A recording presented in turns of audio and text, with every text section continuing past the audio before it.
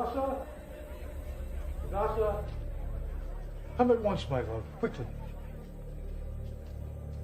Yes, Uncle? I had a very strange dream, and I want you to hear of it. Behold, there were earthquakes upon the earth, and in time, two great dragons came forth, ready to fight against one another. And at their cry, all nations were stirred up to fight against the nation of the just. And the nation of the just was prepared for death. But the nation of the just cried out to the Lord.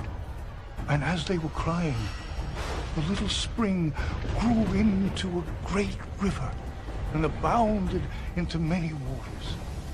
The sun rose up, and the humble were exalted, and they defeated the haughty. And that was the end of the dream. How can a little spring turn into a great river? Have faith, my love. The Lord, in his infinite mercy, will reveal its meaning. Until then, you must promise never to reveal to anyone that you are a Jew from the tribe of Benjamin. Never, Uncle? As God lives, there will be a time for you to remain silent and a time for you to speak. You shall no longer be called Hadassah. You shall be called Esther, a proper Persian name for a proper Persian girl. But, Uncle... And you must never again call me uncle. From now on, you shall call me teacher, for that is what I am. Do you understand, Esther? Yes, teacher. We must be careful. For God has given me this dream for a reason. Come to me, my love. Sing to me, my sweet.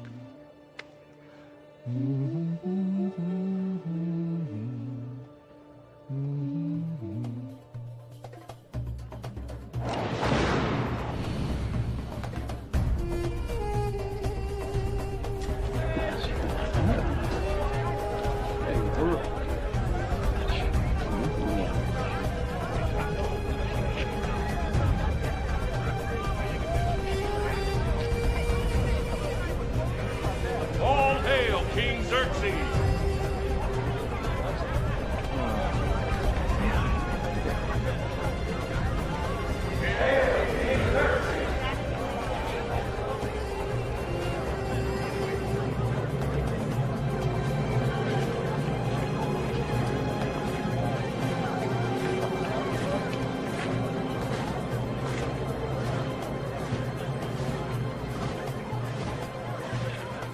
Esther? Esther, come quickly. Esther! Yes, teacher. Oh, how do I look? As royal as the king himself.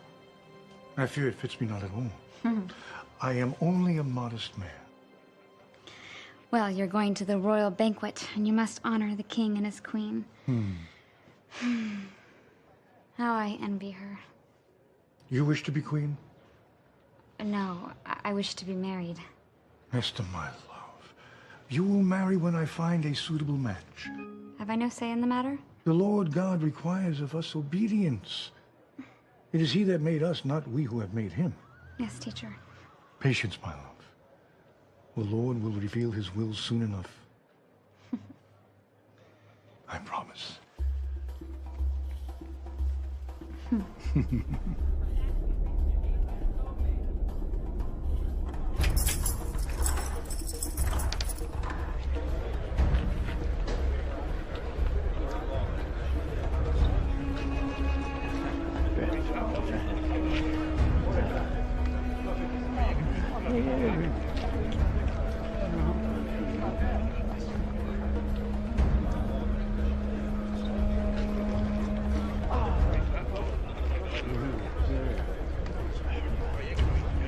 A splendid royal banquet, thoroughly cheapened by the presence of that Jew Mordecai. A bit harsh, don't you think, Lord Haman? It's not in my nature to mince words. Lord Haman, Mordecai. I was not expecting to see you here. Likewise. I was led to believe that only the king's closest advisors would be invited. As was I.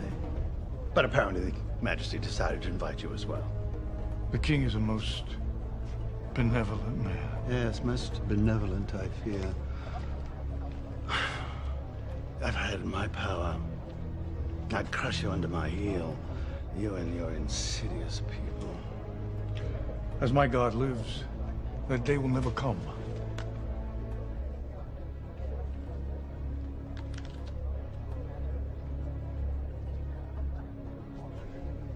All hail King Xerxes! Hail, King Xerxes! Nobles, advisors, and all royal servants, I extend to you my warmest welcome. I'm indeed pleased to celebrate with you the anniversary of my ascension to the throne.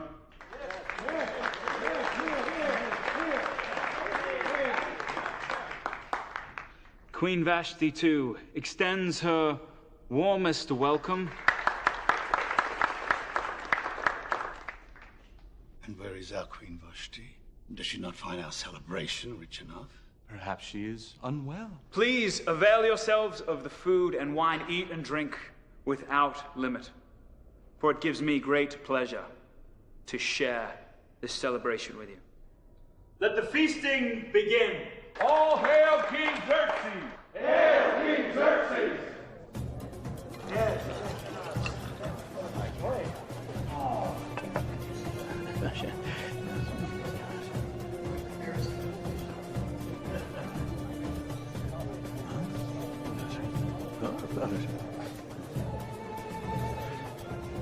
Keep open your ears. I wish to know exactly what my nobles and advisors are saying. By your word, Majesty.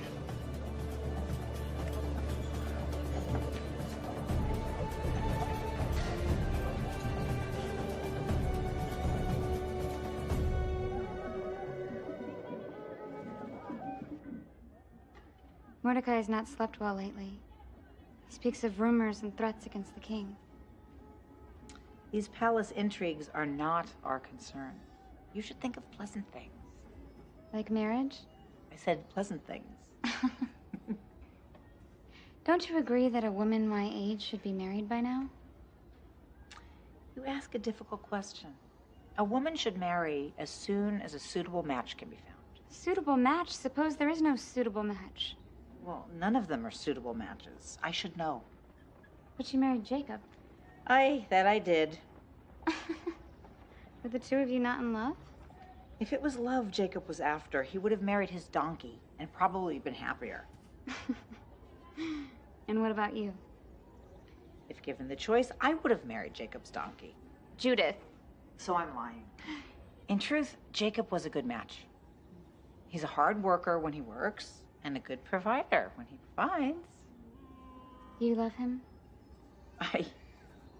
Between children and grandchildren and all the things a woman has to take care of these days, who has time to think about love?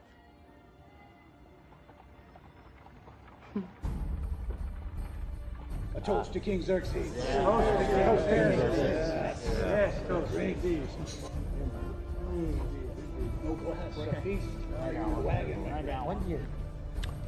Queen Vashti is a mystery. Ever since the royal wedding, she's seen so rarely. Pity. She's more beautiful than any flower. Yes, but flowers fade. She likewise is more beautiful than any sunset. But the sunset eventually turns to darkness, does it not? Then again, His Majesty believes her to be more beautiful than any jewel. But jewels can be lost or stolen. Mordecai. Yes? All that you say is true. Yet does not Vashti remain our queen? Then she should appear before us and receive our honor. As it is written, like a gold ring in a pig's snout is a beautiful woman without discretion. Yes. Come.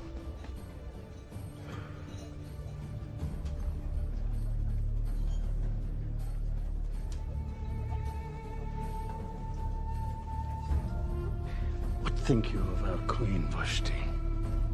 The king has called her the most beautiful woman in the world. Then why does she not appear? Is our queen suddenly found unsuitable? The king chose her, then she is suitable. Even kings have been known to make mistakes.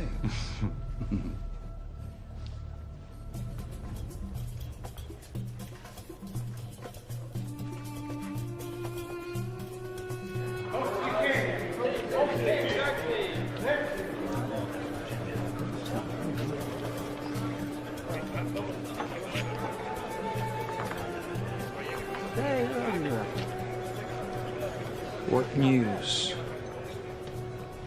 Your Majesty's nobles and advisors are anxious to see the Queen.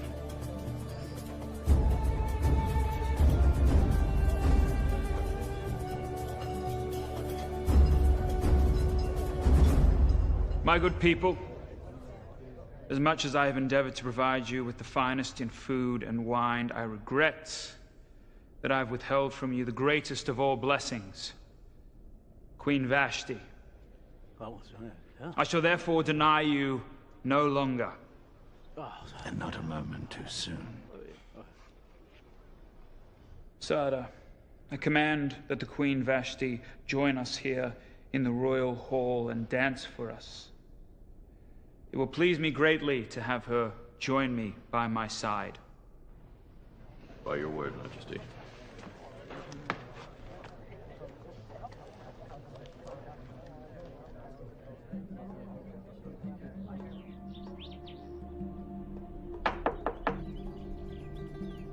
Permission to enter.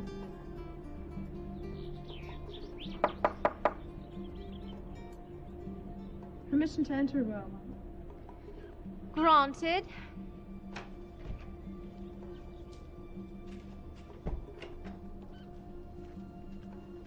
My queen, the women wish to know whether you prefer diamonds or pearls on your headdress.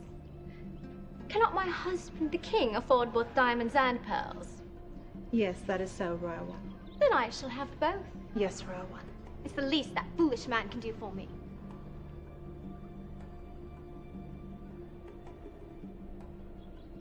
Royal One, I caution you to choose your words carefully. And I caution you not to be so presumptuous. Yes, Royal One. The king is a fool. But he is also in love, which means I shall have the upper hand. Did I not vow to be a queen, unlike any Persia has ever seen?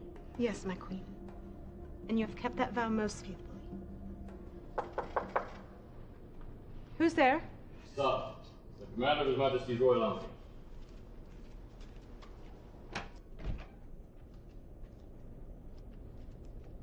I honor you, Queen Vashti. What is the meaning of this intrusion? The king has commanded your presence at once. You're to wear your finest garments and place a jeweled tiara upon your head. In such fashion shall you dance for His Majesty and for his guests. Is that what the king asks? No, Royal One. It is what the king commands. Tell him I'm busy. Royal One, I'm afraid you misunderstand. The king has commanded you to come before him and dance. Suppose I'm not in the mood for dancing. The king is also a warrior. When he commands his soldiers, they must obey. Very well. Have him command his army to dance for him. Royal One.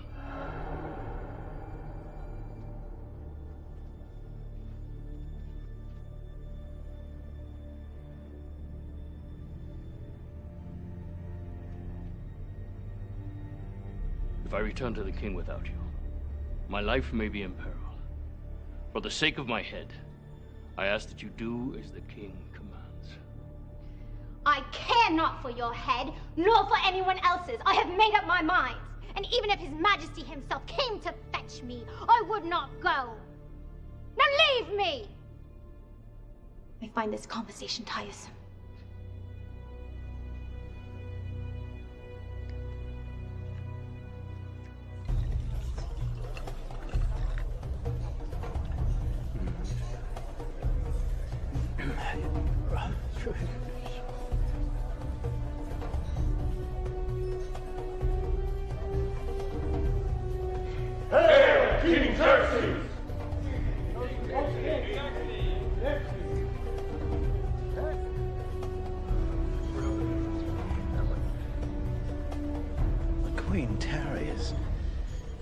Perhaps she needs more time to make herself presentable. Or perhaps she is deliberately trying to keep us in suspense. You'll soon shall see. Sada, what is the meaning of this? Who dares disobey the king? The Queen, Your Majesty. What did she say? Out with it! She said she was not in the mood for dancing. If this is treason, you speak against the Queen. It is not treason, Your Majesty, but truth. Perhaps the Queen misunderstood my command. No, Majesty. The Queen understood perfectly. She said that even if Your Majesty came to fetch her yourself, she would not go. This impertinence shall not stand. If I allow Queen Vashti to disobey me, then what will stop the women of Persia from doing likewise? I shall therefore issue a new command. By your word, Majesty. I command that Queen Vashti be removed from the palace at once. And I decree that my marriage to her is null and void. By your word, Majesty.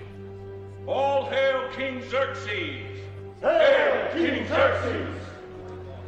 I wish to be well.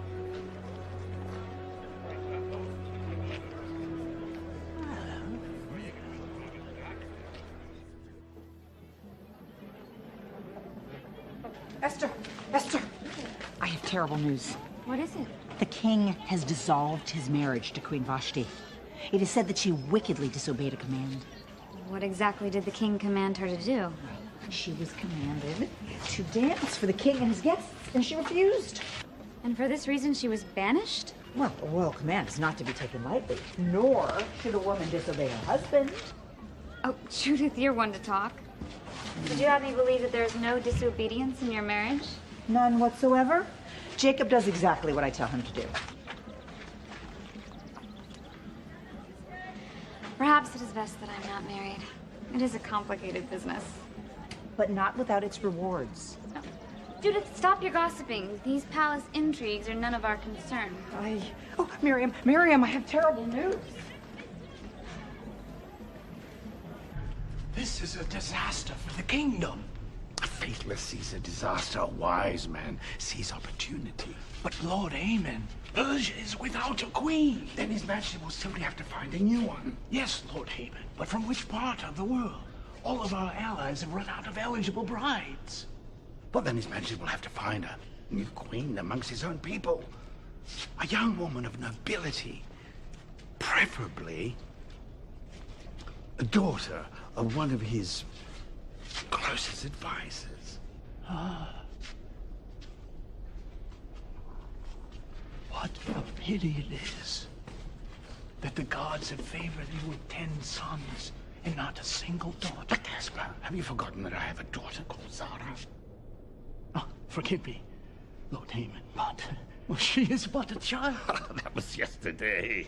You know, children, they grow up so quickly. Oh, quickly enough for marriage. Indeed. You must take this proposal to the king at once. No, I'm far too modest to make such a proposal myself. No. That is why I'm relying upon you to make it for me. Me? But... Oh, faithful friend. I want the honor to be all yours.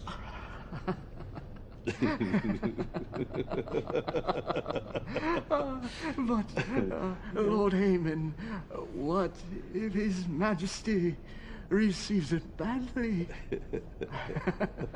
I may lose my head. But I will be supremely grateful for your sacrifice. Now, the King's Council will be meeting with the King soon. I want you to prepare well your speech. For my sake, as well as for yours.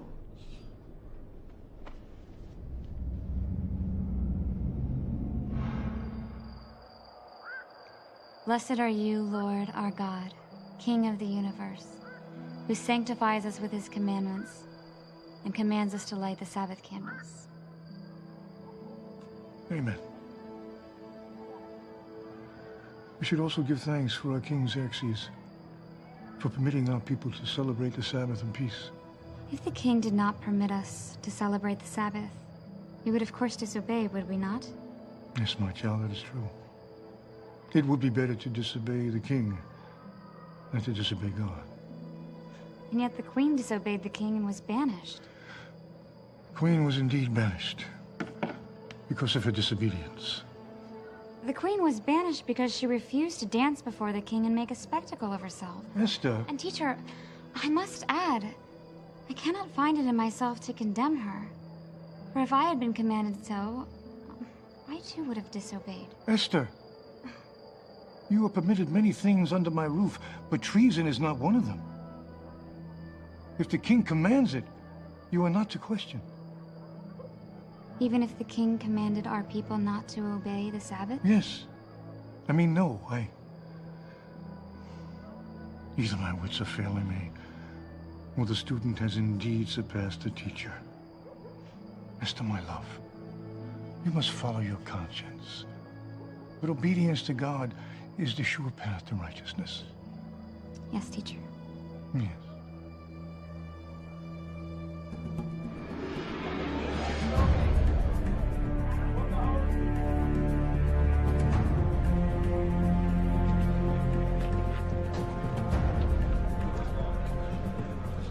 Place my trust in you. I warn you, do not disappoint me. Yes, Lord Haman.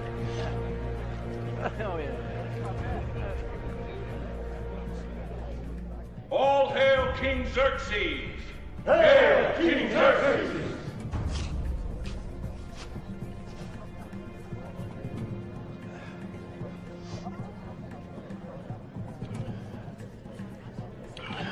There must be treachery afoot. How so, Mordecai? Haman's lips are moving. Providence has ordained that my head bears the crown. But is it also the design of Providence that I should spend my life in solitude? Is there no suitable queen for the king of Persia? Your Majesty, if I may have permission to speak?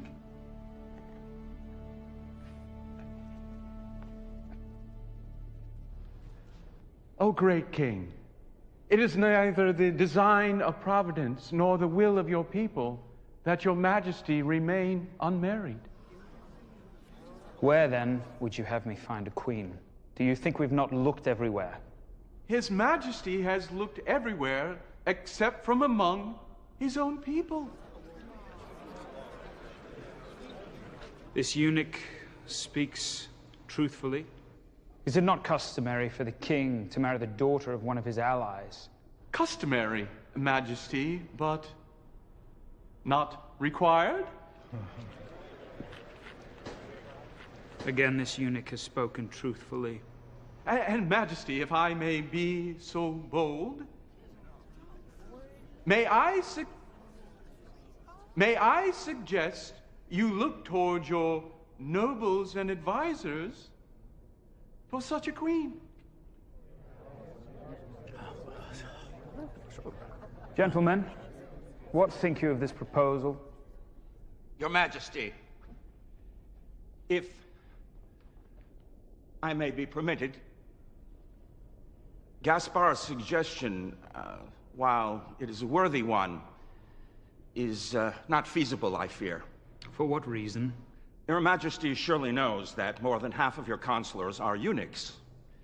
That's a great disadvantage, I'm afraid, when it comes to producing offspring. Your Majesty, my worthy colleague is mistaken. One of your counselors does indeed have a suitable candidate for marriage. Pray tell me, Gaspar, who is this suitable candidate? It is none other than Zara, the daughter of Lord Haman. Lord Haman, does Gaspar speak the truth? He does indeed, Your Majesty.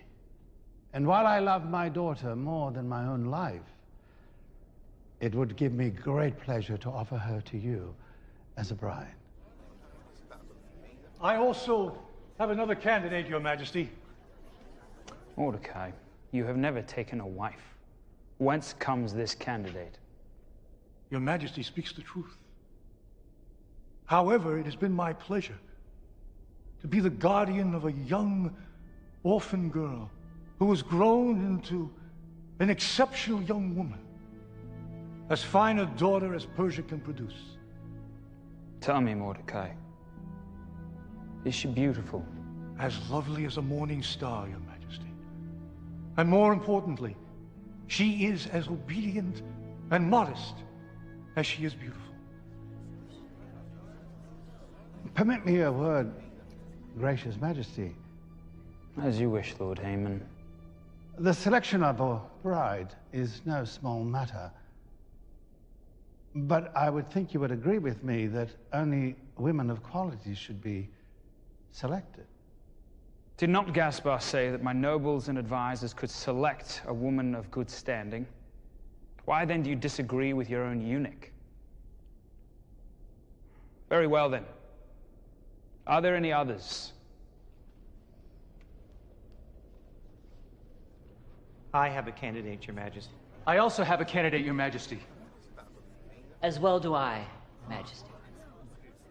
I command that the daughters of Persia be brought to the palace at a time of my choosing and presented to me for my royal perusal. In such manner shall I find a new queen. All hail King Xerxes! Hail King Xerxes!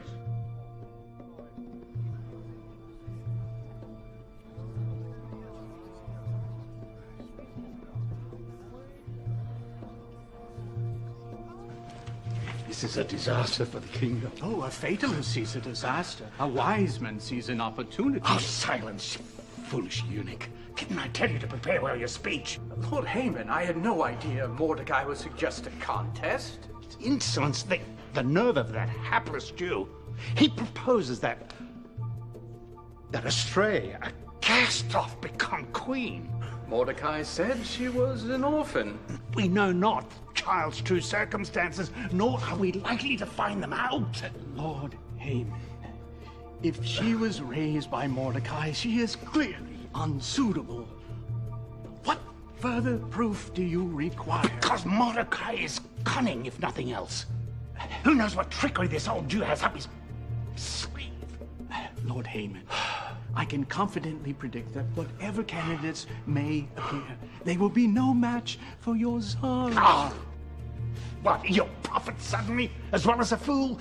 Rarely are those two qualities captured in one man.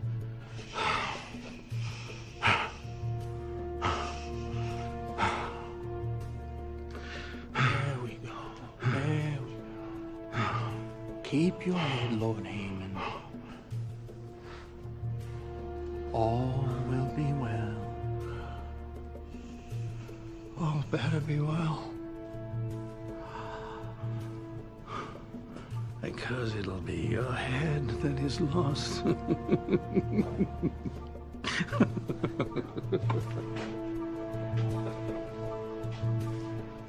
Haman?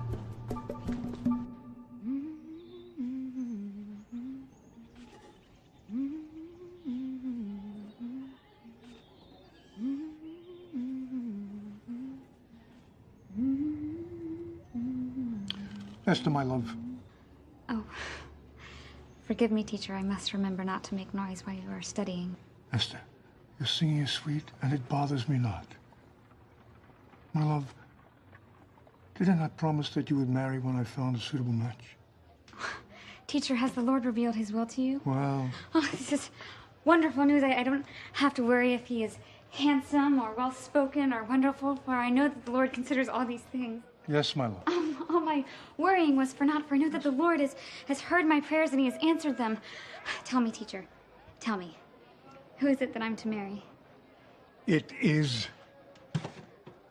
the king. The king of what? Why, the king of Persia, of course. The same king who banished the queen because she refused to dance?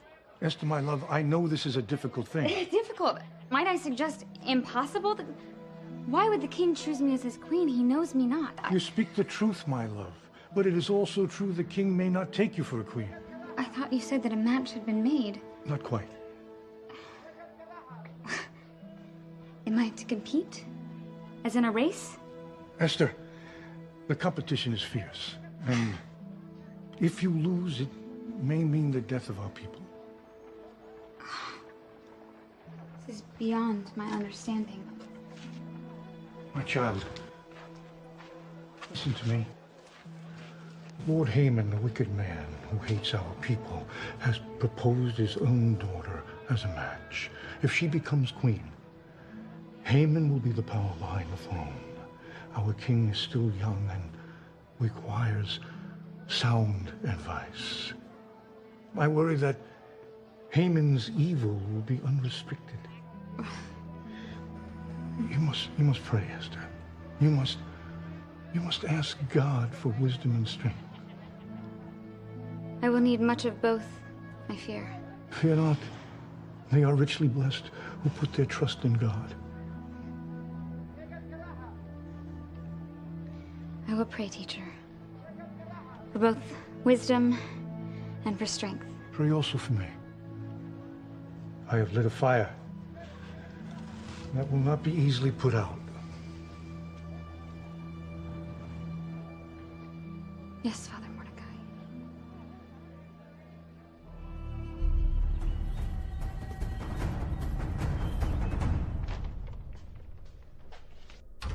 I honor you, Lord Haman. I'll honor you later. Fetch me my wife and be quick about it. Oh, begging your pardon, Lord Haman. Your wife left word that she is too busy to see you.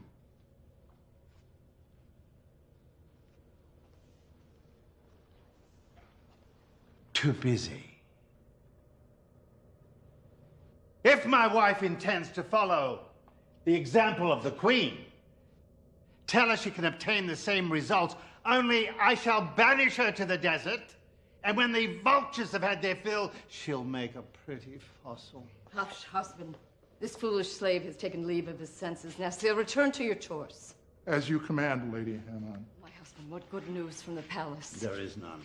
Has the king rejected our daughter as his queen? He has not as yet. Then why did you insist the news is bad? Because of that Jew Mordecai. Thanks to his treachery, the betrothal is now a contest in which his own candidate is a rival to our daughter Zara. The impertinence of that man. Now, we'll have to depend on our daughter to win the affections of the king with her charm and beauty. You realize, of course, that puts us at a great disadvantage. Oh, have I not eyes, woman? If only the king were blind, and all our troubles would soon be over. Our daughter is not entirely unfair. And what of Mordecai's candidate? Have you seen her? I have not. Then perhaps his tension is for naught? Oh, unlikely. Perhaps Mordecai's too clever. Perhaps you give him too much credit. All I know is that Zara was not meant to have a rival. There, my husband, leave it to me. With some jewels and cosmetics and fine fabrics, I shall fashion our Zara into a worthy queen. That'll take an act of the gods. Is your ambition lacking? Never! I shall see the house of Haman rule.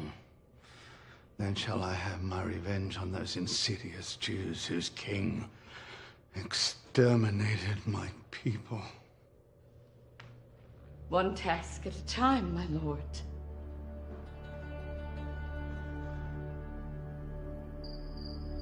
Incline your ear, O Lord, and hear me, for I am poor and needy.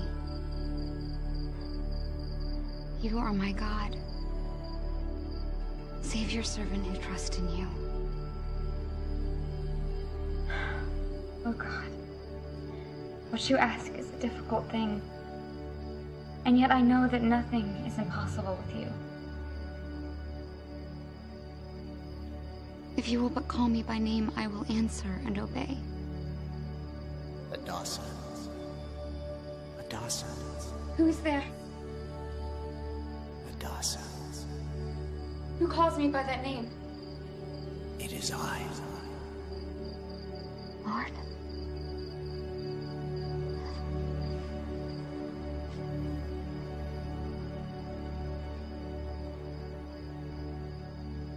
Speak, Lord, for I am listening.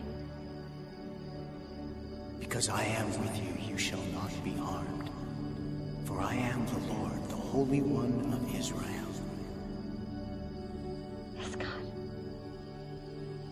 There will come for you a time to keep silent, and a time for you to speak. For in all things shall I be glorified. My God, speak, and I will obey.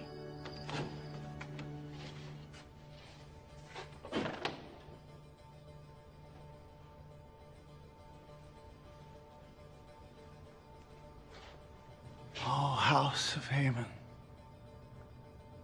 today shall you receive your glory.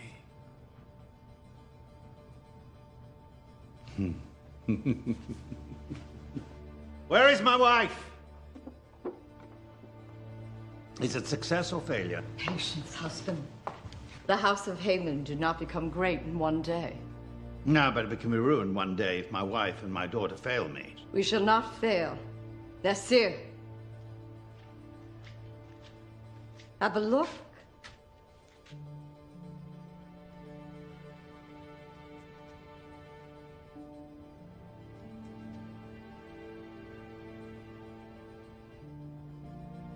It is a failure.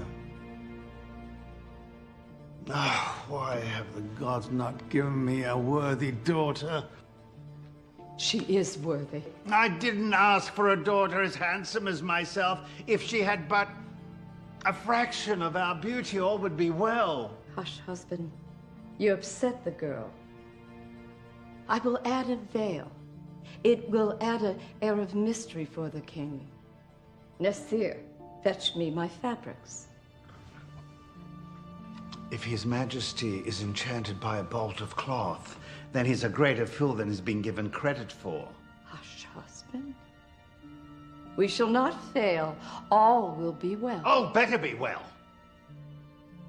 I tell you this day that either my daughter Zara will be crowned the Queen of Persia, or I will have no daughter at all.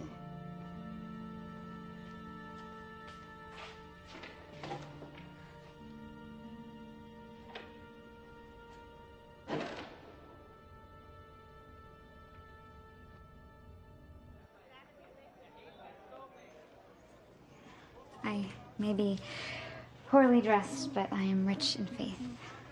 My child, the palace will provide you with all the oils and perfumes and cosmetics you require. As much as she desires and more. I have everything I need. If she captures the king's heart, his eyes will not disagree. Forgive me, I have not cried so since my wedding day. Were they not tears of joy? Not precisely. We go to the palace. And may our God go with you? And be with your spirit, Judith.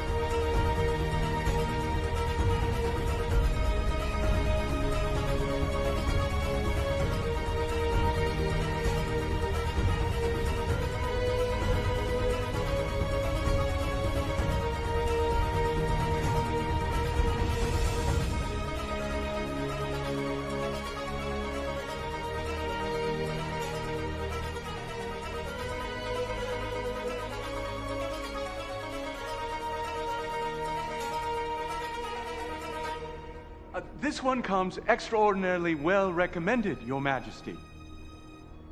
If nothing else, it comes extraordinarily well wrapped. Lord Haman's daughter, the Lady Zara, is a woman of great modesty, my king. She wouldn't dream of appearing before you with her face uncovered. An admirable quality, I suppose.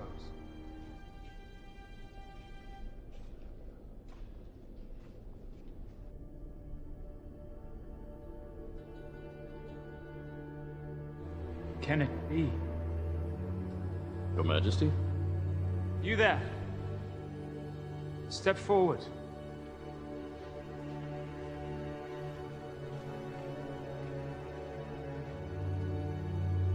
By what name are you called? My name is Esther, Your Majesty. And who speaks for this woman, Esther? I do, Your Majesty. And what say you on her behalf? I can only quote the writings of my people, that a virtuous wife is more precious than rubies.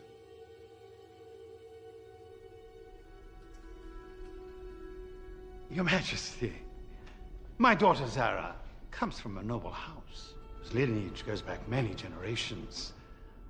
She will make a charming wife, as befits such a fine and noble king. It is also written that charm is deceptive, but a woman who fears God will be greatly praised. Majesty, the superstitious ramblings of this Jewish malcontent should have no impact on your decision. Lord Haman, has it not always been my pleasure to consider all advice? Indeed, Majesty. Indeed. Sada, escort these two great daughters of Persia to my chamber. I will summon them at my pleasure. By your word, Majesty.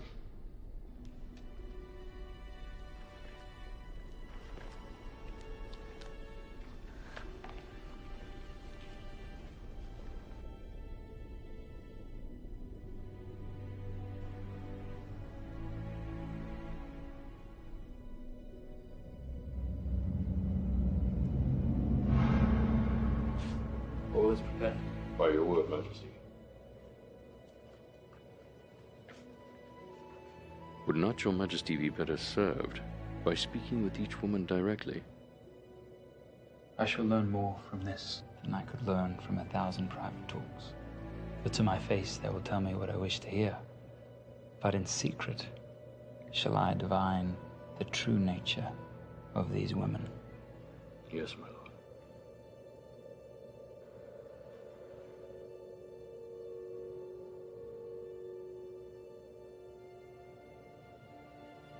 My lady, is this your first time to the palace? Yes, yours as well. And what think you of it? The palace? It's very palatial. Yes. Yes, it is. My lady, I suspect you're a woman of great beauty. Why then do you conceal yourself with silk cloths? Alas, I am not a woman of great beauty. This I cannot believe. It is my wicked parents who have hidden my face. They are hoping that the king confuses my disguise for modesty. For if he sees my face, he will be repulsed. This cannot be. May I be allowed to determine this for myself?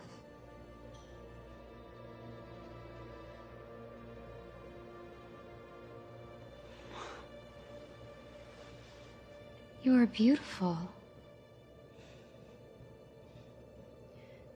You mock me. I do not. Surely anyone with eyes can see you are as lovely as any daughter of Persia. You are the first person to pay me this compliment. Forgive me if I'm suspicious. Can you not see for yourself? I only know that I'm a disappointment to my family. Your own parents do not know what a treasure they possess? If I'm indeed a treasure, it is one they are so desperate to give away. But surely it is because they wish to have a queen as a daughter. It is because my father wishes to control the king. I am only a means to an end. Forgive me for asking, but suppose the king does not choose you. Then I shall pay dearly. I shall be banished and live on the streets. No. If the king does not choose you, you shall not live on the streets. You will live with me in the palace. As your slave? As my lady in waiting. And if there be a more exalted position, it shall be yours. You have my word.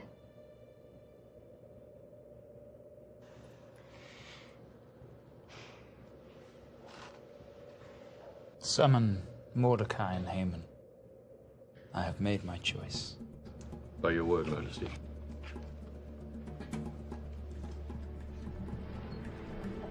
My good men, what a pleasant task I have completed this day.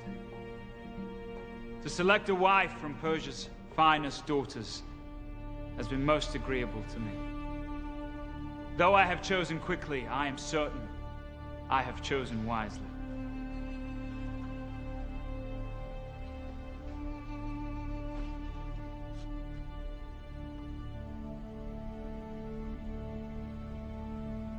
Without further ado, it is Esther whom I have chosen to be my queen. But, Your Majesty, a king that judges quickly judges unwisely. My eyes have seen, and my heart bears witness. This is indeed my queen. It can only be the work of our God. I honor you, my lady, and I only ask that you commit to your promise that I shall be your faithful servant. Consider it done.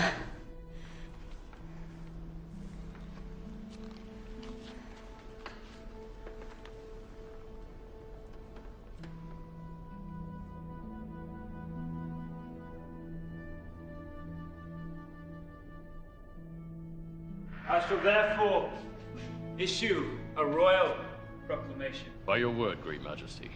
Let the word go forth that Esther is my queen.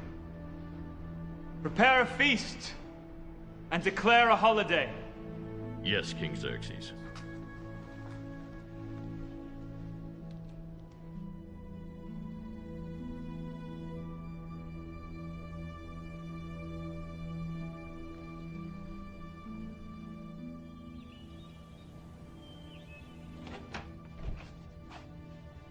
I honor you. Oh, honor me later. Even the gods themselves are against me. And why is my husband roaring about like a lion? The house of Haman lies in ruins because of you. Because of me? Oh, it would be an amazing trick if I were able to conjure it. Your magic is worthless. Hush, husband, tell me about our daughter. We have no daughter. But this is strange news, husband. I suspect the king has chosen another. What, you're mucking me to my face? Husband, in love as in war, to the victor go the spoils. Then I tell you, this is war. With the king. With Mordecai. Hear me, woman. The house of Haman shall be redeemed.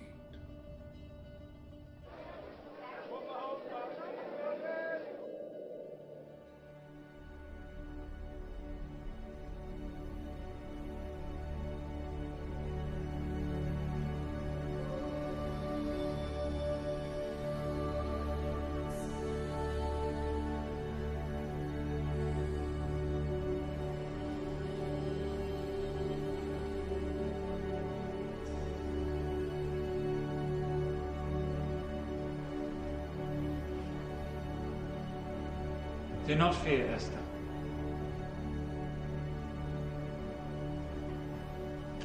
Only come closer.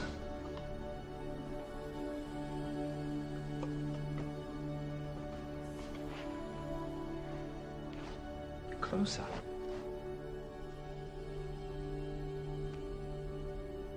Are you indeed afraid? No, great king.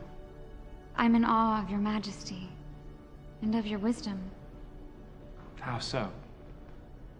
You have chosen me for a bride without having spoken a single word to me. Then come. Sit at my feet and let us talk. As you wish, your majesty.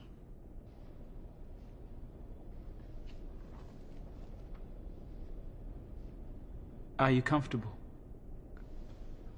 I must answer your Majesty's question with another question. Ask. Is this always to be my position? At His Majesty's feet? You are not of noble birth, and therefore you must take an inferior position. His Majesty speaks the truth, but in marriage shall we not be equally yoked? My lady, I cannot raise you above the circumstances of your birth. If you are indeed to be my husband, then there is only one solution to this problem.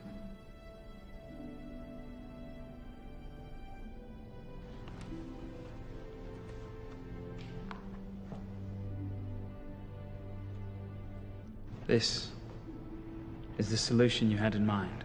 The very one, my king. You are much more beautiful from this perspective. And His Majesty's face is much more dignified than His Majesty's feet.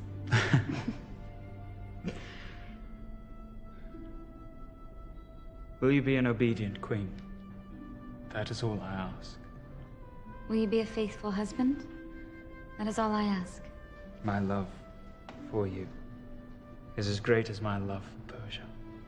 And I shall obey you, as I would obey my God. My queen exalts me. It was Mordecai who taught me thus. You have learned well. I wish our wedding was tonight. Patience, my king. We have only just engaged. Is not the king entitled to get what he desires? The king desires virtue above all else, and shall therefore be content to wait for his bride. I will wait. But it will bring me no happiness.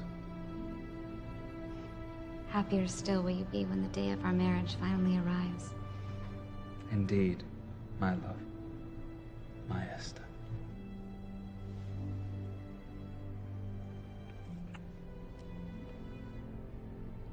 Now you must go, before immodesty takes hold of you. I fear no such thing, for you are a king. But I'm also a man. Now go. As my king commands, I shall obey. Good night, sweet king. Good night, dear Esther.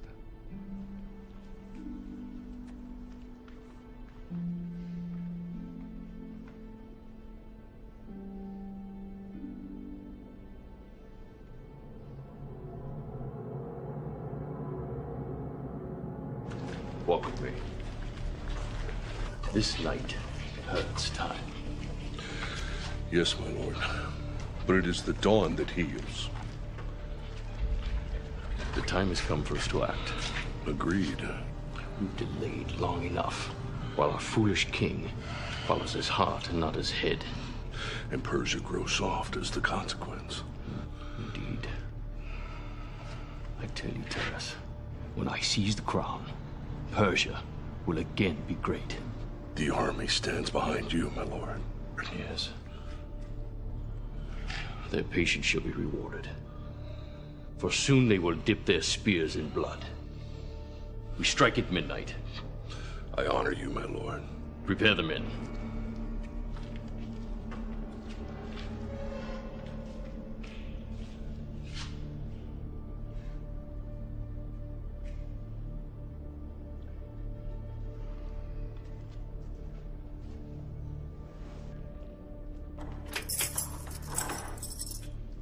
Lord Haman, why trouble me at this hour?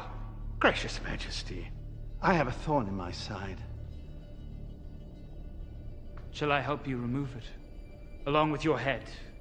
Gracious Majesty, have I not been a loyal servant? Your fidelity is unquestionable, Haman. Since you have chosen Mordecai's candidate as your queen, it occurs to me that I'm less esteemed as a result. Your worthiness is not diminished in my eyes. Yes, maybe not in His Majesty's eyes, but in the eyes of my peers.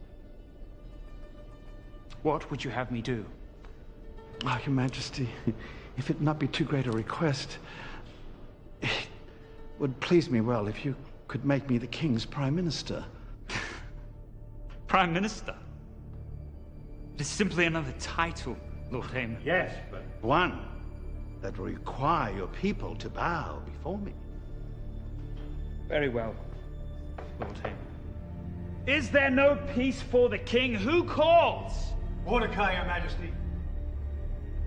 Mordecai, my friend. Enter. 1,000 pardons for the lateness of the hour, Your Majesty. Am I not still awake? Your Majesty, I have a matter of great importance to discuss. Well then, keep us not in suspense, Mordecai. It is a matter that concerns the king. I am now the king's prime minister. What concerns the king concerns me. Merely another title. Yes, but one that requires that you bow before me, Jew. There's not time, Lord Haman. Great Majesty, moments ago did I hear Sadar, the commander of your army, and Terrace, your bodyguard, plot your assassination. My assassination? Your Majesty, this man has lost his senses. He's accusing His Majesty's two of his most faithful servants. Your Majesty must act at once. The plot commences at midnight. Your Majesty, as your Prime Minister, I advise you to send this man back to his bedroom. Obviously, he has had too much to drink. Overruled! We will investigate these charges, for Mordecai would have no cause to deceive me. Your Majesty. Send for Sada and Terrace. We will find the truth of this matter.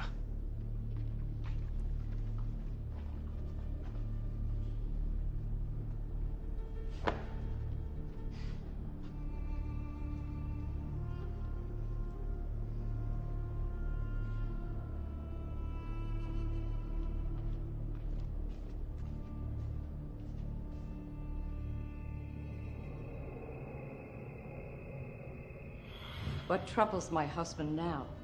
Have another of his schemes come to naught? Taunt me no further, woman, or I shall banish you, as I have banished my daughter. Yes, husband. Banish me to the palace where I too shall serve Queen Esther. Now silence! Am I not the king's prime minister? Is not everyone required to bow before me? Why does this revolting Jew Mordecai refuse to pay me honor? I suspect he has found favor in the king's eyes. This Mordecai shall not live, and neither shall his people. Propose you then murder? I shall arrange for their execution. Fine, subtle distinction, but a difficult task, for the Jewish people are very loyal to their king. And what if they were found to be disloyal? An unlikely event? I must get my hands on as much of the Jewish writings as I can find. Does my husband wish to turn Hebrew? Mordecai. He quotes his people's writings selectively, but not fully, I suspect. There's only one way to discern this. Will you read all the writings, husband? I won't read any of them. It shall be done for me. And suppose no treason is found? Then I shall create treason. We shall gather the great architects of Persia and have them design gallows fit for Mordecai the Jew.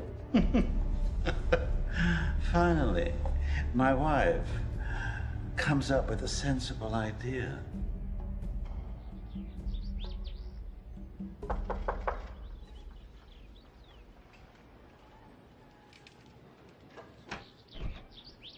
Teacher. My queen.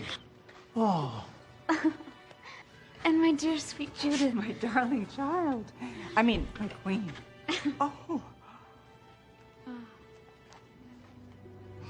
And what think you of the palace, Judith?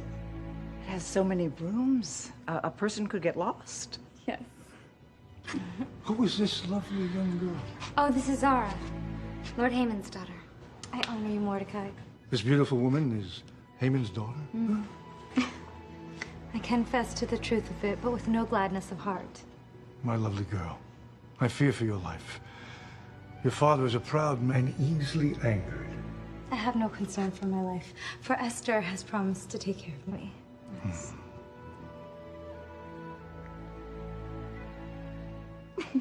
My queen, I trust that you have found marriage agreeable? Well, in truth, teacher, I find it bittersweet. How so? My husband, the king, I so rarely see him. Surely the queen may see the king at her pleasure.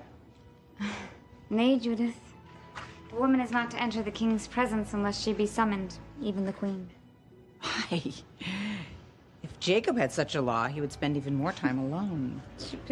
And likely be grateful for the silence. I would be put to death were I too to disobey. Lord Haman has lately kept the king heavily engaged with the affairs of state.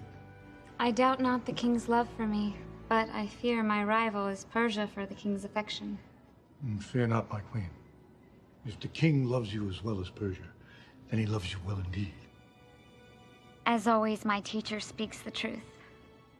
My queen, you have learned well.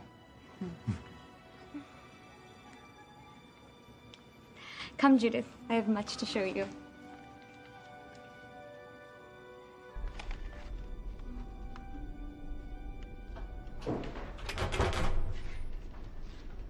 All hail King Xerxes of Persia!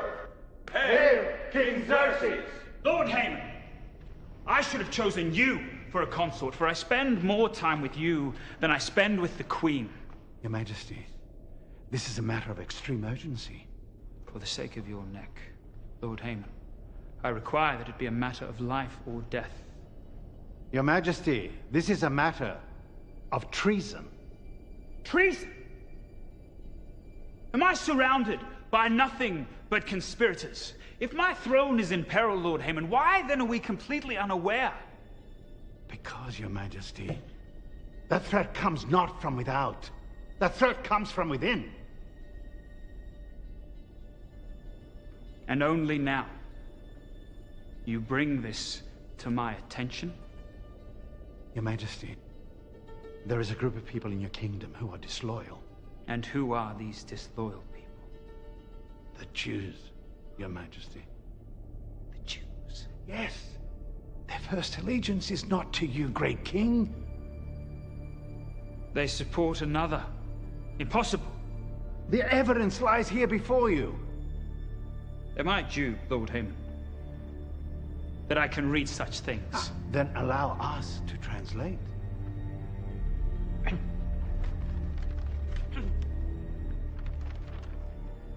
Sing praises to God, sing praises to our King, for God is the King of all the earth.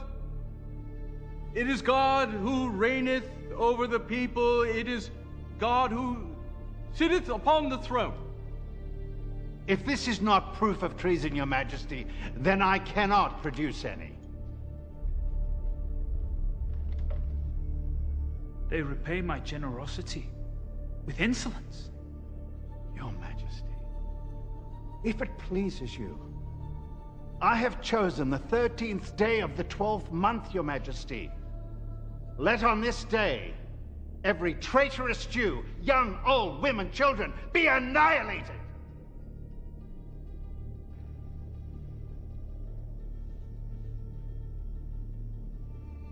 Zada, let it be done as Lord Haman commands. By your word, Your Majesty.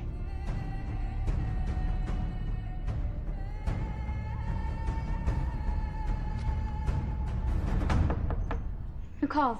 The ladies are, Your Majesty. Enter at once. A visitor to see Your Majesty? Enter.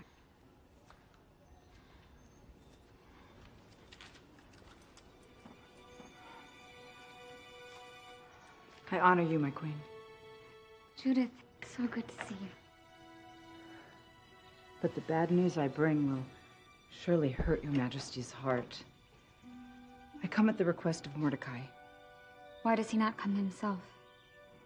Because, my queen, Mordecai sits at home in sackcloth and ashes. Judith, you must tell me this news at once. Shall I speak freely, my queen?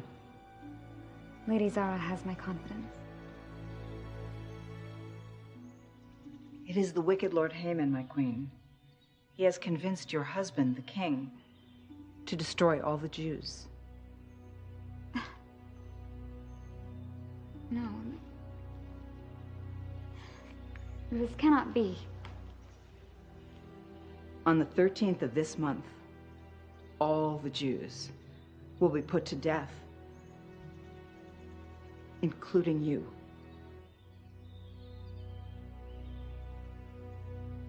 I've said too much. Zara, I beg you to keep this a secret. My lady, I would never betray you. My father is an evil man, and I beg you 1,000 pardons. This is no fault of yours, Zara. There's no need for forgiveness.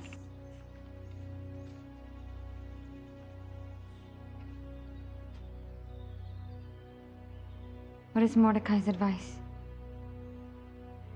He asks that you go to the king to beg him for mercy and plead for our people. Judith, I cannot. For no woman is permitted to enter the king's presence without being summoned. Even the queen must obey this law. Then this is Mordecai's answer.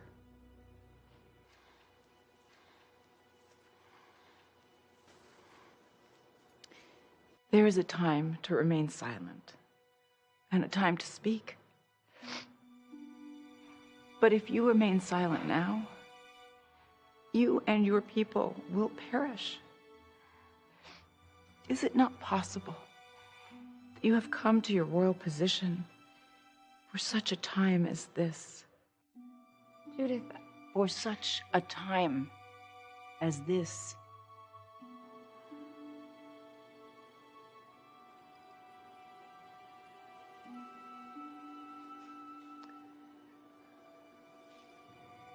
Go then, and tell Mordecai to gather all the Jews of Persia and have them fast for me.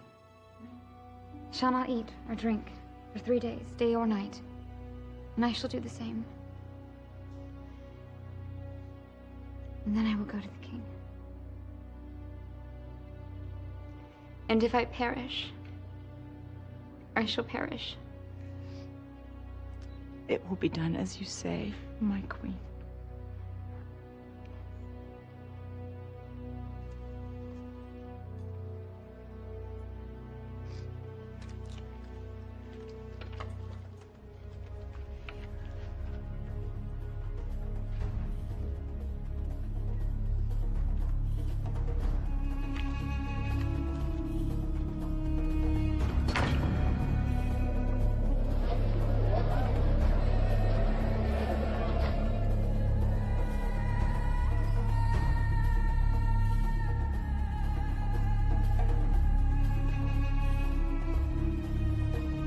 I beg you, my queen, do not make this mistake. The king is a man of his word, and you will surely be put to death. Zara, do not fear. Now take me at once to the king. I honor you, Queen Esther.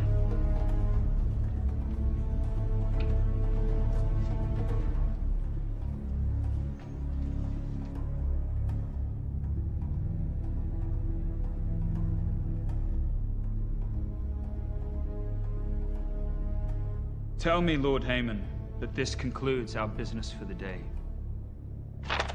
If your majesty commands it, then we shall continue at another time. I do command it. By your word, great majesty.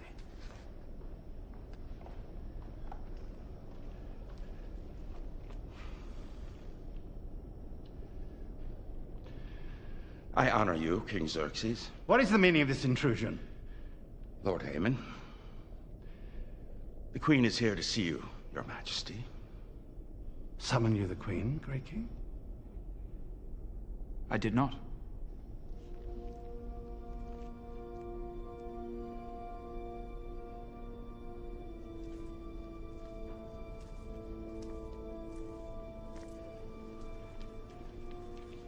Esther, my queen. Forgive my transgression, your majesty, for I know that your word is the law. Forgive my transgression, my love. For because of Lord Haman, I have placed the affairs of the state above the affairs of the heart. If it pleases your majesty, I would like to make a request. It does indeed please me. My petition is this. Let your majesty come tomorrow to a banquet which I will prepare, you and Lord Haman. Then I will make my request known. What say you, Lord Haman? Your Majesty, I wouldn't dream of declining such a gracious invitation. Then let it be done. Thank you, my king.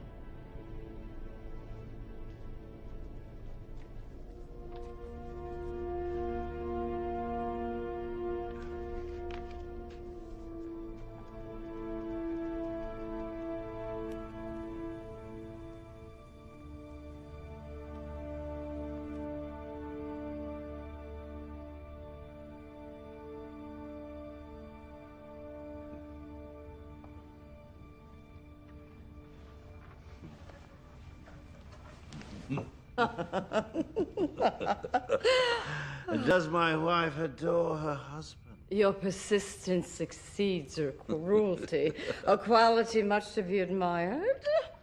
Do we not have everything? A great name. And vast wealth. And revenge. And with the king under my thumb, the house of Haman rules.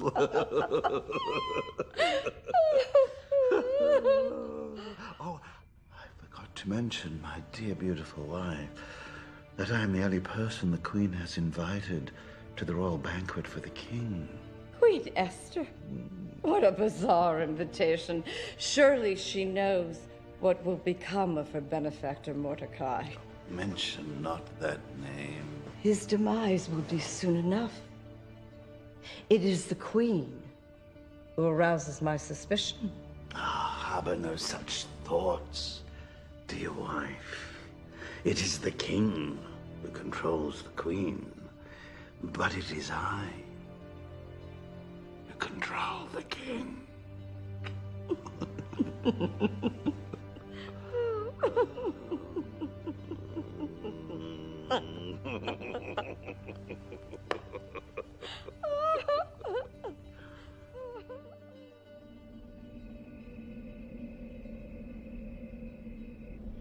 Is my husband the king well pleased? As well pleased as I am well fed. And you, Lord Haman? The pleasure of this meal is matched only by the pleasure of the Queen's company. Queen Esther, what is your petition? Ask and it shall be granted. Whatever you request, even up to half my kingdom, I will give it to you. If it pleases your majesty, grant me my life and spare my people, for this is my request. Esther, my love, you make a strange petition. Who has threatened your life? A great enemy, your majesty. Lord Haman. Lord Haman? Would you molest a queen in her own home? Your Majesty, the Queen is surely mistaken. I would never lay a hand on her. Lord Haman speaks falsely, your majesty, for he has ordered the destruction of my people and me. If he had merely made us slaves, I would have remained silent, for there would be no need to disturb the king. Lord Haman, have you an answer to this accusation? Your Majesty, I know not of what this Queen speaks of. Lord Haman knows full well, your majesty, for did he not cause you to order the destruction of the Jews? The Jews? Oh, they are a treacherous people, my queen. Lord Haman has shown me the evidence. Has he indeed? Your Majesty, may I ask, what has this matter got to do with the other? Only that the Jews are my people. If they be found traitors, let me be guilty as well. This cannot be. Your Majesty, perhaps the Queen is unwell. Please, I beg you to have mercy on her. You would beg mercy for me, yet deny it to my people? And Mordecai? Mordecai? Yes, Your Majesty, Mordecai, your faithful servant. Is he a traitor? Has it not been recorded in history that Mordecai once saved your life? Does a traitor conspire against himself? Great Majesty. Were not for Mordecai, Esther would not be my queen. Well, yes, that is indeed true. I have made a terrible mistake. One that is easily rectified, Your Majesty. You will simply have to find yourself another queen. I have condemned a man to death without first giving him the opportunity to defend himself, he and his people. Zada. Yes, my king. Send for Mordecai at once and summon my counselors. I wish for everyone to hear the testimony tomorrow at noon. By your word, King Xerxes. Then we shall know the truth.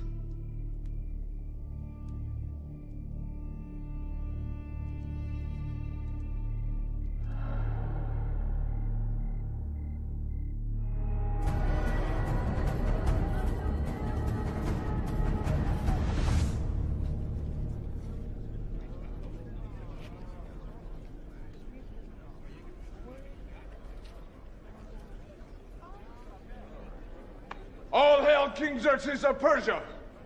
Hail, King Xerxes!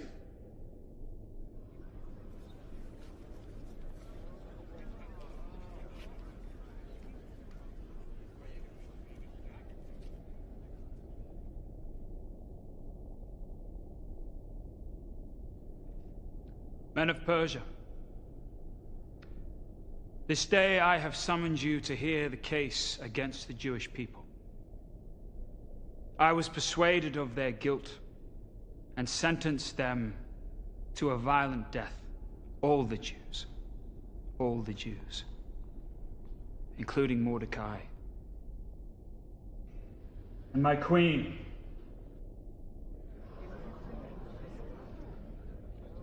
But as Lord Haman once pronounced, the king who judges quickly judges not wisely, and in this event he is correct.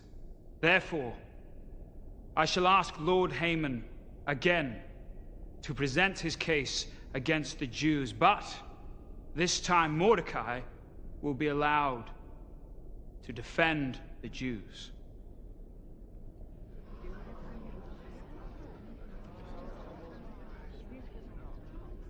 Lord Haman. Your Majesty, as I believe I have so eloquently proven, that the Jews are a traitorous people who honor their God and despise their king.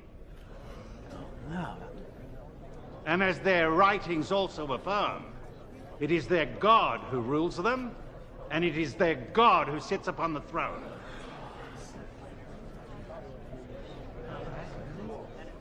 Mordecai, have you an answer to this charge? Your Majesty, Lord Haman does indeed quote the writings of my people accurately, but not completely. For it is also written that God establishes kings. Therefore, to disobey the king would be to disobey God.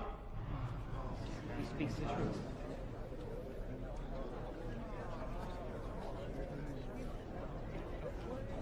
Mordecai, I must ask you in truth, if you are and always have been an obedient servant to me. Your Majesty knows well the answer to that question. For I have served you faithfully and obediently all these years, and indeed your father before you. Of this, Mordecai, I am certain. But I must also ask you, are you also an obedient servant of your God? Your Majesty also knows well that as a Jew from the tribe of Benjamin, I am an obedient servant to my God. That was quite elegant, Mordecai, if not a bit deceptive.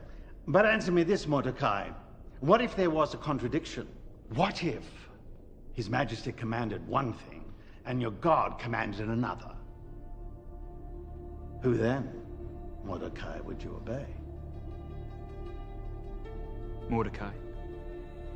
For many years, I have lived in peace and prospered in the service of your majesty. But before your majesty came to be, my people worshiped the God of Israel, a living God who brought my people out of Egypt and delivered them from slavery. To your majesty, I owe my living, but to my God, I owe my life. Traitor! Traitor! Order! Order! Mordecai, perhaps you did not understand my question. These are words of treason, your majesty. Straight from the traitor's own lips.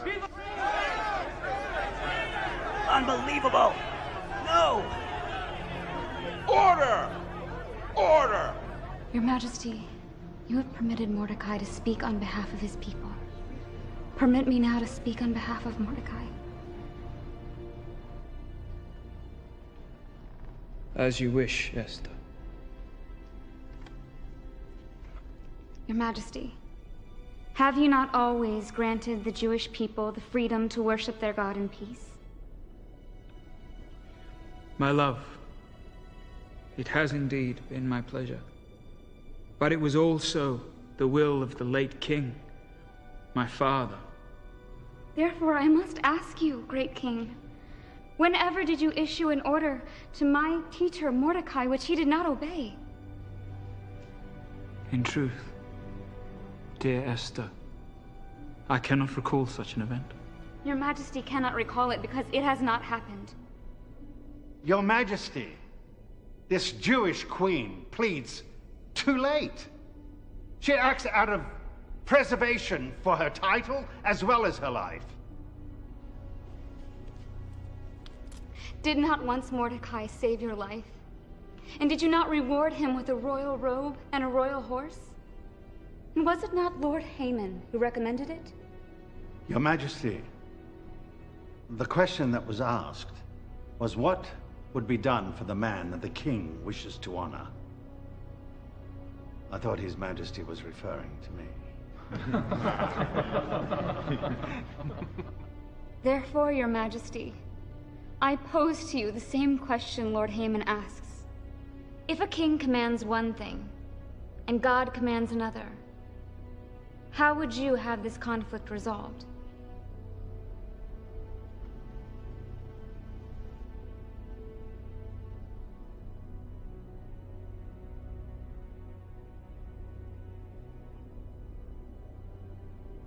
I would have a man follow his own conscience. For even kings have been known to make mistakes.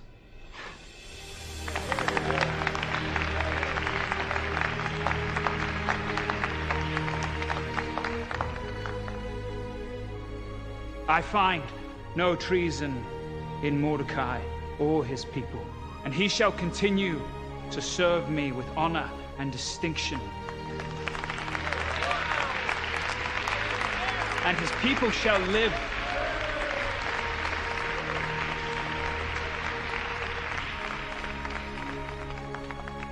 Lord Haman, I am not yet finished with you, for we must still address the issue of your treason.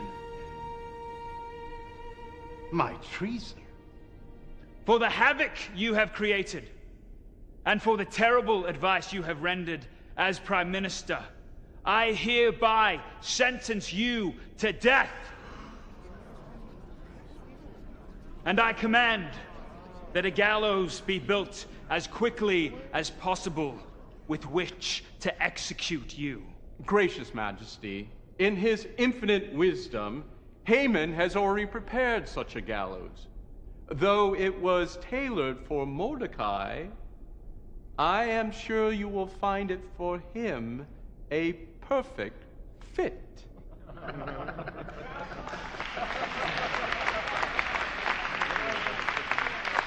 I am repaid with my own coin. to the gallows at once. Azada. I honor you, King Xerxes. Remove at once Haman's royal robe and place it upon Mordecai, for it is Mordecai who will now be my prime minister.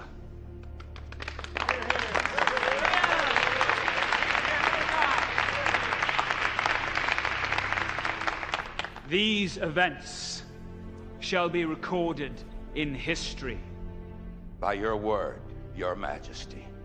And henceforth forever. This will be for the Jews a time of joy and happiness. And let it be written that it is Queen Esther who has saved her people from the villain Haman.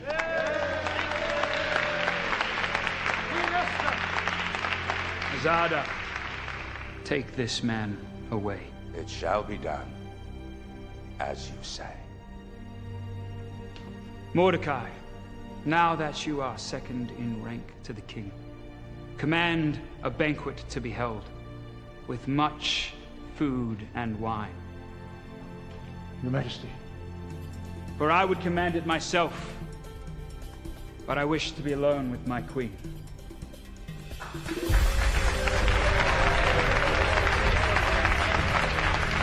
Hail, King Xerxes!